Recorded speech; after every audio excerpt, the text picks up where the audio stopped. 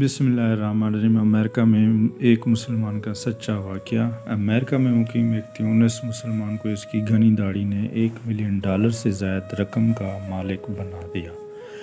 56 سالہ صالح علی ابو بکر کو 2008 میں ایک امریکی کمپنی نے داڑھی کی سنت پر عمل پیرا ہونے کی وجہ سے نوکری سے نکال دیا تھا۔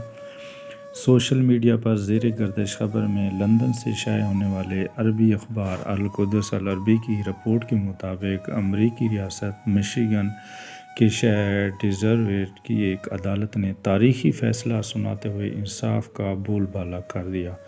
صالح علی نے اس کمپنی کے خلاف قانونی جنگ جیت لی اور عدالت نے کمپنی کو حکم دیا کہ وہ مدعی صالح علی کو $12 لاکھ تقریباً 19 کروڑ 17 لاکھ پاکستانی روپے ادا کرے۔ مذکورہ عدالت میں تیونس سے تعلق رکھنے والے ایک مسلم انجینئر نے 2008 میں اس وقت مقدمہ درج کیا تھا جب اسے کمپنی سے ملازمت سے برطرف کر دیا تھا۔ صالح علی ابو بکر گزشتہ 17 برس سے امریکہ میں مقیم ہے اور وہ امریکہ جانے کے کچھ ہی عرصے سے اس کمپنی سے وابستہ ہو گیا تھا۔